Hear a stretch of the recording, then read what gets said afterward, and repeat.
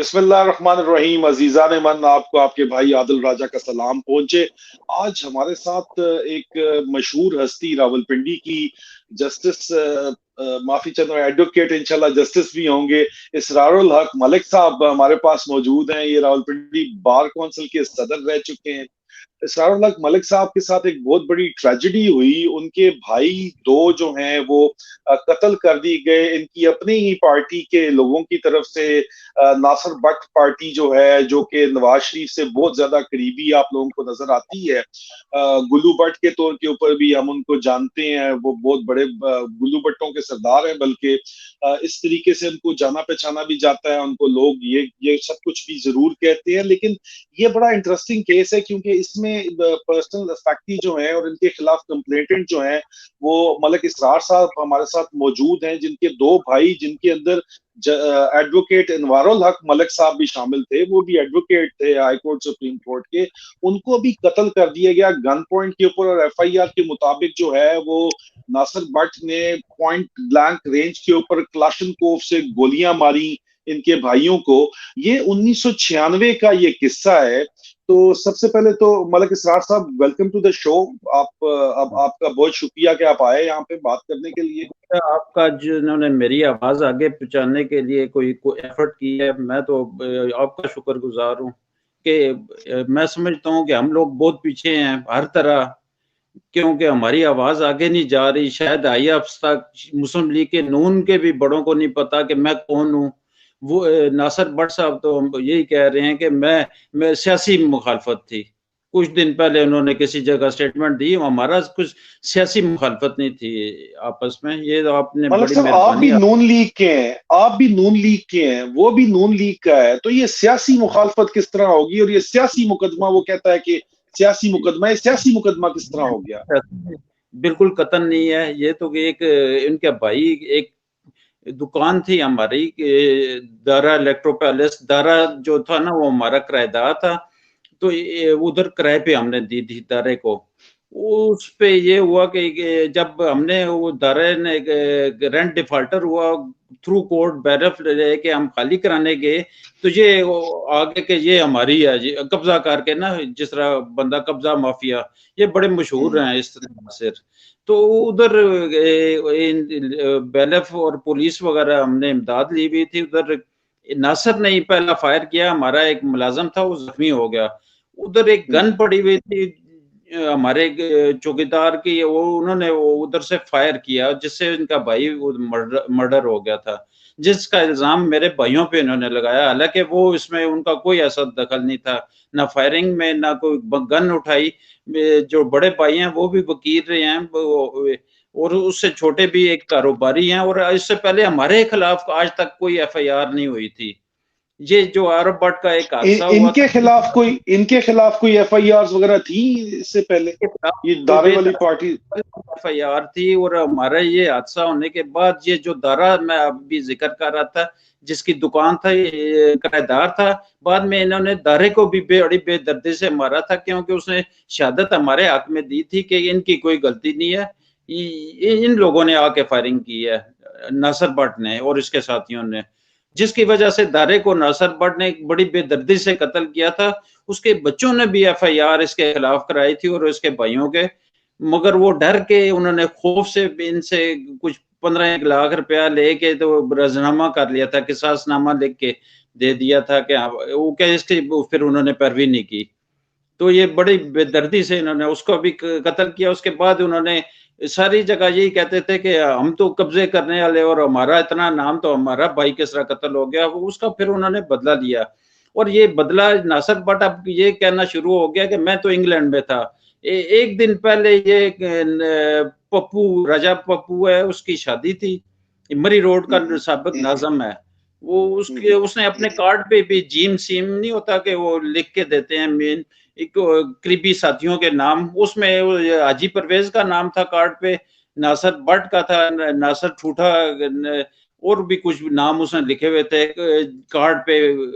और ये उस दिन रात को उधर वलीमे पे भी उसके मौजूद था, और रात को जब ये खाना खा रहा था तो उस वक्त भी किसी ने टोक मारी, ओ भराओ मरवा के तको थे रोटियां खाना है पाया।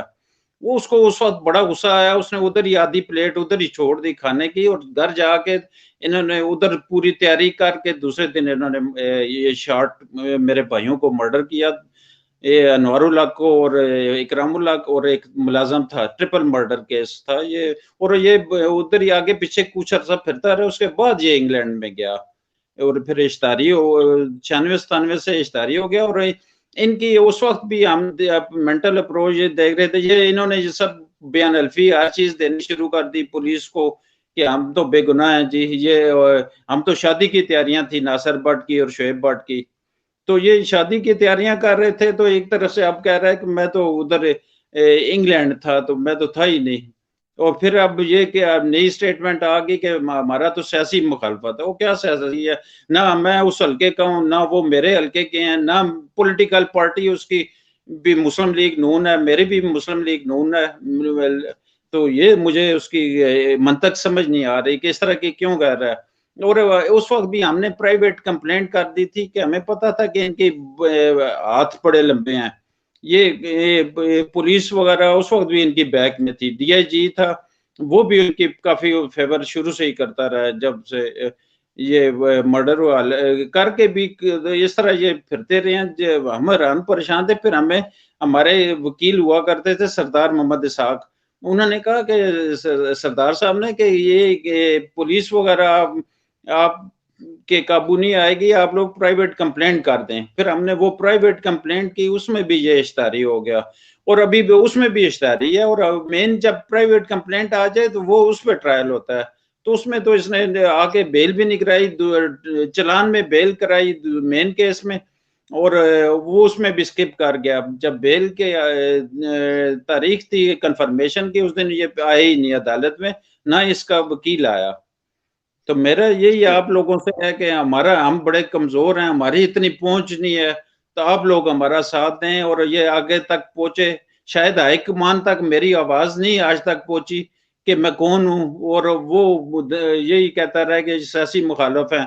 वो हमें ये शो कर रहा है पता नहीं हम कोई दरिंदे किस्म के इंसान है या क्या है। उन हाई जो लोग हैं ना ऊपर, नवाज शरीफ एंड कंपनी, उनको यही है कि शायद ये जालिम किस्म के लोग हैं, ये बड़ा अच्छा बंदा है वो, और असल हकीकत उसकी शायद उन तक नहीं वाज़ेह हो रही, वरना कभी भी उसको अपने किचन कैबिनेट का हिस्सा ना बनाए, उसको घर से बाहर निकाल दें अगर उनको हकीकत पता लगेगी। मुझे यकीन है वो माशाल्लाह वो भी अच्छे, मतलब आप भी मलिक साहब नवाज शरीफ साहब को अपना लीडर मानते हैं, और वो तो उनके खैर घर के अंदर घुसा हुआ होता है हर वक्त। लंदन में जब वो पहुंचा हुआ है, यहाँ पहुंच के आसपास और भी इसी तरह के लोग जो हैं, कुछ जराइम पेशा लोग भी उनके आसपास फिर रहे होते हैं। लेकिन आप जैसे, जो मुझे वजह समझ नहीं आती कि जो पढ़े लिखे लोग हैं वो क्यों नहीं पार्टी की फ्रंट के ऊपर आते। ख्वाजा भी हैं, ख्वाजा साद, रफीक वगैरह भी हैं, उन लोगों को भी मुझे लगता है कि पीछे किया हुआ है। आप जैसे लोगों को जो है हम आगे, हमें तो नून लीग का जो चेहरा नजर आता है वो गुल्लू भट्ट नजर आते हैं सिर्फ वहां पे, हमें तो कोई सुलझे हुए लोग नजर नहीं आते। अच्छे लोग भी हैं, बस कई लोग ऐसे होते हैं वो आगे जगह बना लेते हैं और अच्छे लोगों को कार्नर कर दिया जाता है। इंशाल्लाह कोई नहीं, वो अल्लाह ताला से हमें मलिक साहब उम्मीद ये है। 1996 में, सॉरी कता कलम, आपका 1996 में मुकदमा जो है एफआईआर दर्ज हुई है, मैंने पूरी की पूरी पढ़ी है, जिसमें इसने कत्ल किया आपके भाइयों को पॉइंट ब्लैंक रेंज के ऊपर, आपके मुलाजिम को भी कत्ल किया हुआ है। उसके बाद ये लंदन भाग गया है। ये कहता है 2014 में मुझे पुलिस ने बेगुनाह कर दिया था। फिर 2020 में आपने कंप्लेंट की है, वो राजा साहब ने, राजा शाहिद साहब ने उस पर ऑर्डर्स किए हैं। उन ऑर्डर्स के मुताबिक ये बात साबित हुई है कि ये बंदा सिर्फ कानून से बचने के लिए भागा हुआ है। पुलिस ने इसको गलत बेगुनाह करार दिया था, वो भी ठीक है, वो भी ऑर्डर कंफर्म हुआ। मैंने ये लेटर सारे के सारे पढ़े हैं और ट्विटर प्रोफाइल के ऊपर शेयर किए हैं। रेड ब्रांड, मगर पुलिस ने जी सर, मैं वही उसी पे आ रहा हूँ सर, मैं उसी पे आ रहा हूँ सर। दूसरा सर, मैंने आपका ऑर्डर देखा है जिसके अंदर एप्लीकेशन आपने दी है कि ये भागा हुआ है और सिर्फ कानून से बचने के लिए भागा हुआ है, और आखिर में कोर्ट ऑर्डर है 8/6/2020 का, राजा शाहिद जमीर साहब का, एडिशनल सेशन जज, model criminal trial court Rawalpindi का, स्टेट वर्सेस नासिर भट्ट में के प्रोसेस सर्वर की रिपोर्ट के मुताबिक जो मुलजम नासिर भट्ट है ये यूके भागा हुआ है, इसलिए एसएचओ कंसर्न को हुक्म दिया गया है कि वो हेक्टिक एफर्ट्स करे और नासिर भट्ट को वापस इंटरपोल के थ्रू लेके आए रेड नोटिस के जरिए। अब सर ये 2020 का ऑर्डर है, 96 से 2020 तक, पहले तो ये बताइए किस तरह बचा रहा सर? वो भी इश्तारी रहा और पुलिस ने उसको कोई पकड़ने की कोशिश नहीं की। कई बार ये आया भी, हमें पता भी लगा, हमने पुलिस तक अप्रोच भी की कि ये आजकल आया हुआ है पाकिस्तान, मगर पुलिस, क्योंकि इनके खास तल्लक हैं पुलिस से, वो इनको तो उल्टा प्रोटेक्ट करती है। अभी भी ये इसकी बेल भी रिजेक्ट हुई है, सबको पता है कि ये प्रोक्लेम्ड ऑफेंडर है, पुलिस इसको ले लेके साथ फिर रही है, ये उसको तफस दे रही है उल्टा। ये मैं वो तो सर वो तो आपका आप ही का राणा सनाब बैठा हुआ इंटीरियर मिनिस्टर, आपने उससे बात नहीं की कि आपके भाइयों का कातिल को प्रोटेक्शन क्यों दे रही है पुलिस? जी जी, मैं यही कह रहा हूँ कि मुझे खुद समझ नहीं है कि क्या वजह है कि इसका इतने ज्यादा इसको, क्योंकि शायद राणा साहब एक वादा करके आए थे इंग्लैंड, लास्ट टाइम से गए थे कि नासिर भट्ट साहब को भी हम पाकिस्तान बुलाएंगे, ये करेंगे, दावत दे के आए थे बकायदा। ये शायद वो उसका हिस्सा है उस दावत का। मजीद मैं कुछ राणा साहब को पता नहीं, मैं भी मुस्लिम लीग नून का हूँ, उन तक ये मैसेज ही नहीं है। वो नासिर ने यही कहा हुआ है कि सियासी मुखालफ है वो, हमें, मुझे भी शायद दूसरी किसी पार्टी में समझ रहे हैं। सर आपने सीपीओ को दरखास्त दी है, बिल्कुल हाल ही में दरखास्त दी है, मुकदमा नंबर 345 मोरखा 1996 15/10/1996 के मुताबिक आपने कहा है अपने बारे में कि ये मुकदमा आपने दर्ज करवाया हुआ है और इस मुकदमे का जो मुलजिम है नासिर भट्ट, इसको मुस्लिम लीग नून ने बरतानिया का सीनियर नायब सदर बना दिया है और नासिर भट्ट बाअसर होने की वजह से बड़े लोगों की पुष्पनाई की वजह से मुकामी पुलिस के शिकंजे में ना आ रहा है। ये कि मुझे अब मीडिया के जरिए पता चला कि नासिर भट्ट पाकिस्तान में मौजूद है और बासर होने की वजह से दंदनाता फिर रहा है ये कि नासिर भट्ट का फिलहाल 4 ईसीएल में नाम डाला जाए ताकि वो दोबारा बैरून मुल्क फरार ना हो सके, और ये कि किसी ईमानदार पुलिस अफसर की निगरानी में नासिर भट्ट की गिरफ्तारी को यकीनी बनाया जा सके। ये सर आपने इस कंप्लेंट के ऊपर सीसीपीओ ने कोई एक्शन किया है आपकी? कोई नहीं, यही तो हमें है कि कोई पुलिस कोई बिल्कुल नहीं लेती एक्शन ना। इससे पहले भी बेताशा दरखास्तें हमने कई बार रिक्वेस्ट की मगर अमल दरामद नहीं होता। यही हमें हैरानगी होती है कि एक बंदा एक ट्रिपल मर्डर का मुलजम और इतना सामने, अभी भी रते में जाए रोज उधर बैठा होता है, फिर रहा होता है, बिल्कुल कोई उसको कोई पूछने वाला नहीं। सरकारी आटा कल तकसीम किया इसने, इसको एक ट्रक दिया गया सरकारी आटे का, फ्री तकसीम किया गया रते में। ये इश्तेहारी के जरिए आटे तकसीम हो रहे हैं, अल्लाह ही बस हाफिज है इसको।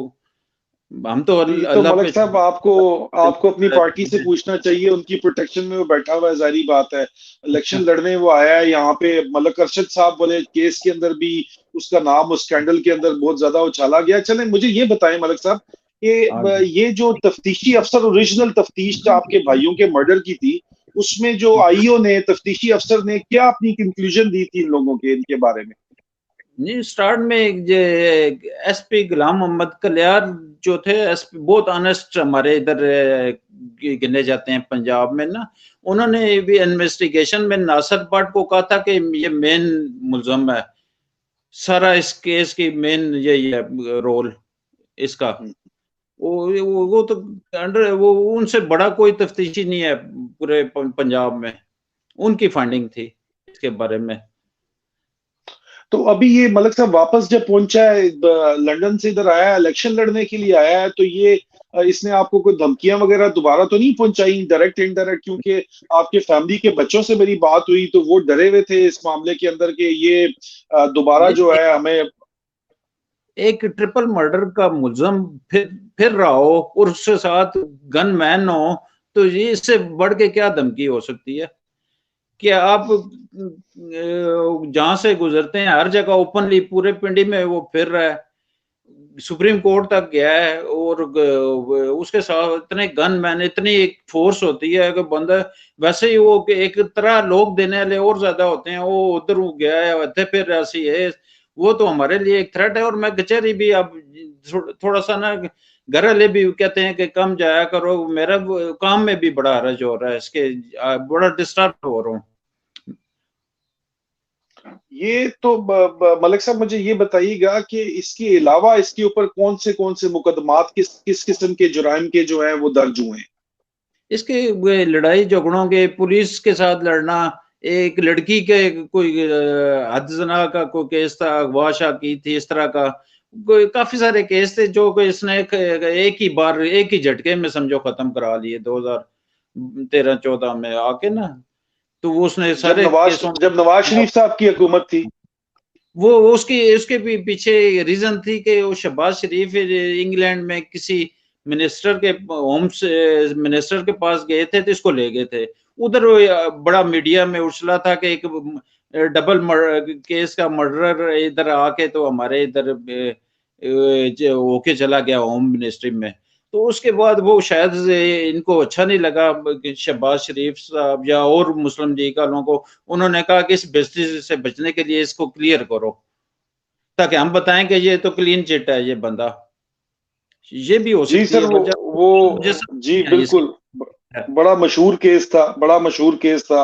ये गया हाँ, था यहाँ पे यूके की एक प्रोमिनेंट जो लीडर है, होम सेक्रेटरी उस वक्त कर रही थी, वजारत दाखिला कानून का चार्ज कोई उनके पास था गालबन, और उनसे जाके ये मिलने शहबाज शरीफ इसको ले गया था। इनकी तरीकाकार तो इसी किस्म का है।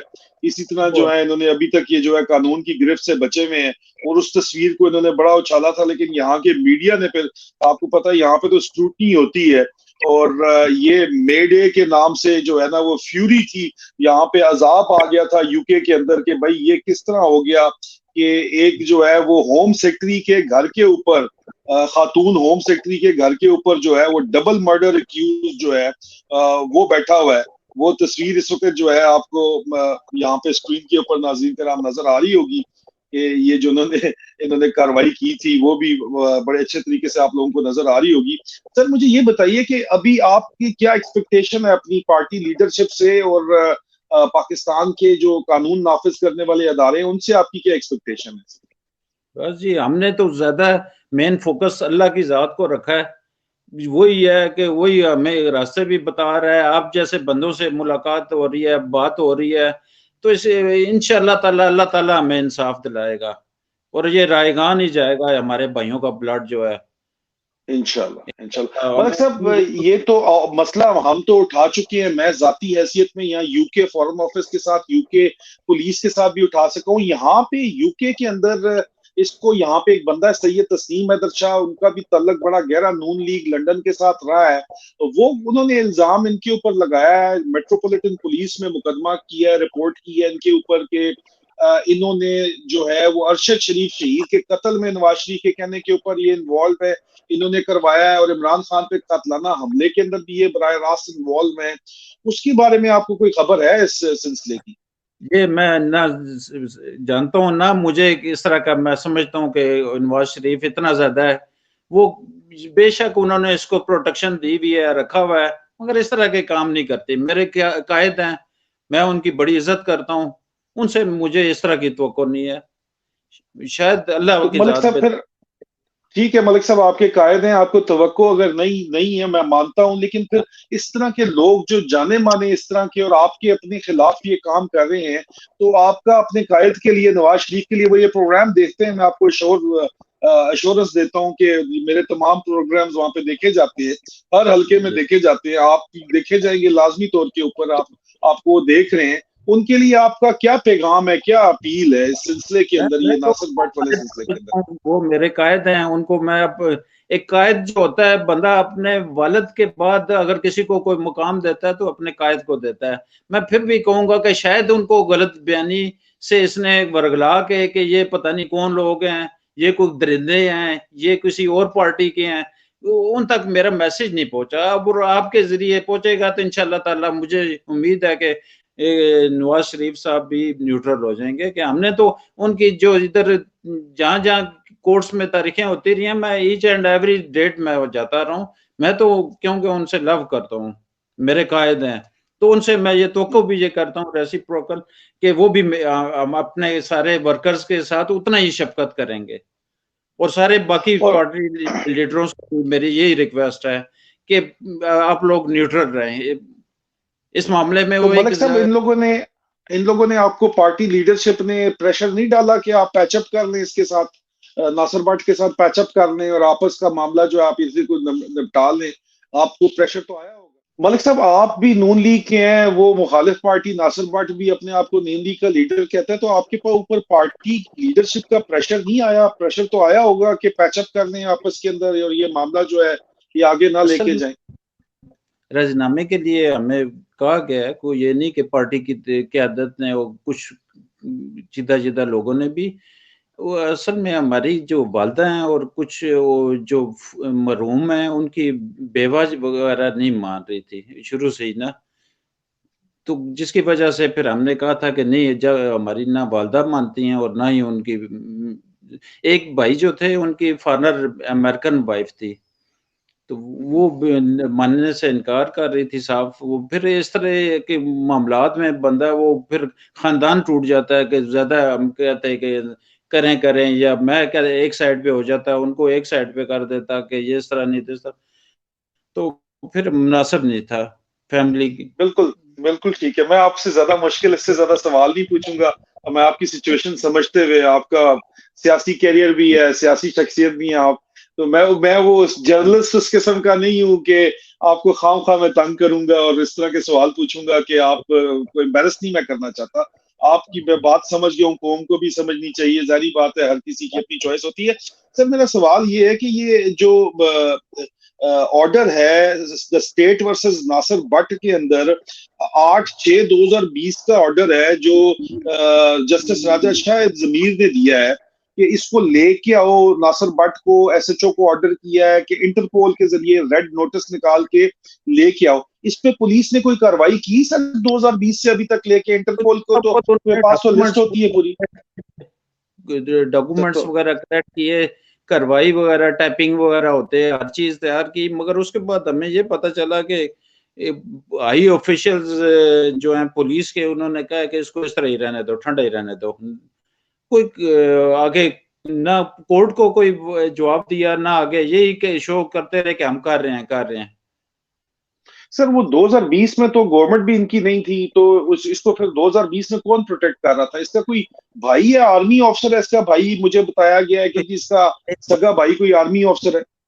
जी, एक भाई आर्मी में है इसका, छोटा और भाई। वो इस वक्त इदारे में उसका आईएसआई के साथ ताल्लुक है इस वक्त, वो मुझे ये बताया गया, गुज़श्ता रोज ही बताया गया। मुझे इतना नहीं पता, ये पता है कि आर्मी में है।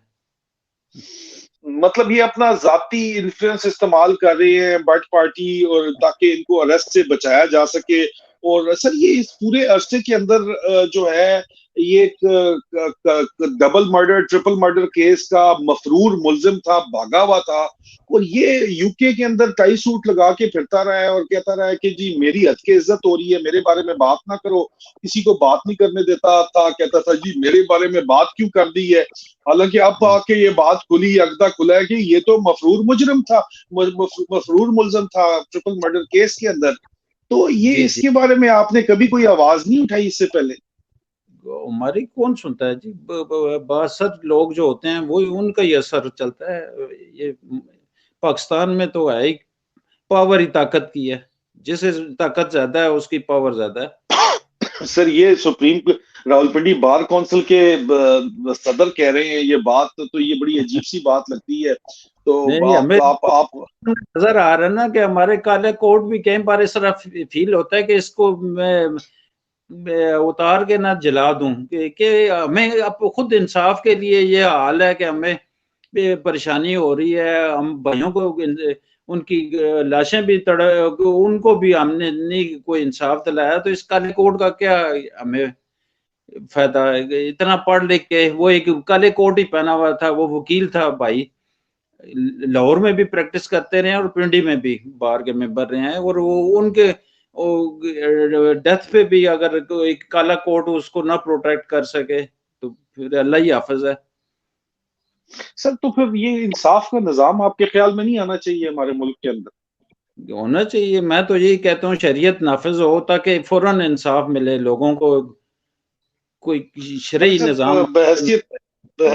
बहसीत सुप्रीम, बहसीत सदर रावलपिंडी बार काउंसिल बड़ा आपका ओहदा था। ये सुप्रीम कोर्ट का सर जो फैसला आया, एडवोकेट सुप्रीम कोर्ट है, अभी सुप्रीम कोर्ट ने फैसला दे दिया फाइनल जो है वो कि जी ये इलेक्शन करवाया जाए, इसके ऊपर आपकी क्या राय है?